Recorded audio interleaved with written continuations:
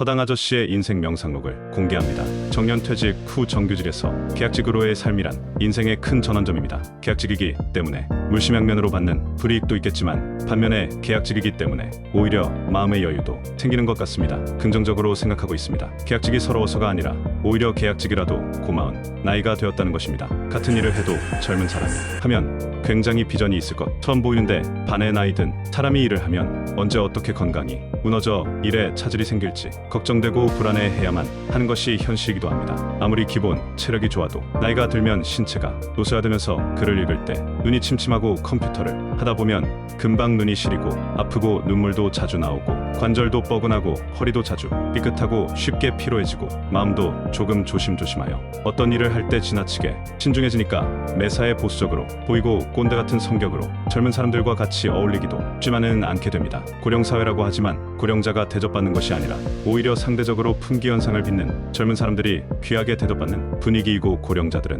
잘못하면 생산성만 떨어지고 국민연금만 축내는 세대로 전락하는 것은 아닌지 걱정이 됩니다. 더구나 최근에 대한노인회 회장이 노인을 폄하했다고 해서 사과하러 찾아온 사람의 사진을 들고 사진 싸대기를 갈기는 장면을 보면서 참으로 존경받는 어르신의 모범된 모습은 어디에서도 찾아볼 수 없고 추잡한 모습만 보이니 노인 되기가 더 겁이 납니다. 어르신이면 어르신답게 행동해야 존경받고 대우받는 것이지 행동이 그렇게 가벼워서야 누구한테 마음에서 우러나오는 존경을 받을까요? 원래도 그렇지만 더 결심해봅니다. 더 열심히 일하는 수밖에 없습니다. 망신당하고 창피당하고 구설수에 오르지 않으려면 더 모범을 보이고 빈틈도 보이지 말고 더 강철이 되어야 하겠습니다. 세계 제2차 대전 때 나치 독일군이 유대인 수용소를 운영하는데 유대인 상당수가 홀로코스트처럼 희생이 되었는데 끝까지 살아남은 인물 중에 나중에 책을 발간한 분이 계셨습니다. 매일 세워놓고 죽음이라도 약해 보이고 병이라도 들면 바로 죽음의 가스실로 보내졌다고 합니다. 나머지는 건강한 사람들만이 의학에 동원돼서 일함으로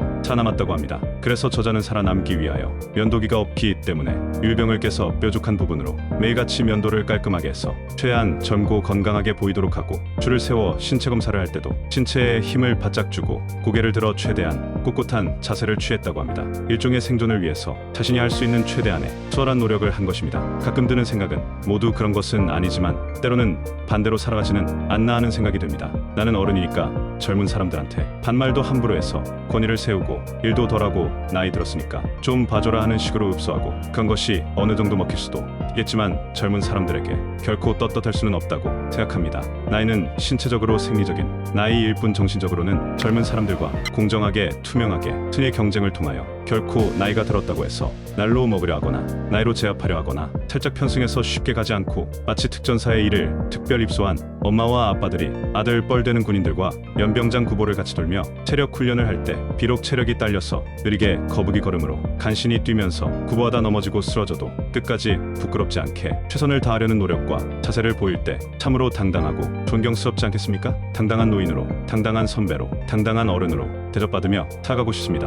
이 글이 조금이라도 도움되셨다면 무료 구독과 좋아요, 알림 설정 부탁드립니다. 무료 구독은 양질의 유익한 콘텐츠 제작에 많은 도움됩니다. 감사합니다. 허당 아저씨 콘텐츠는 계속 이어집니다.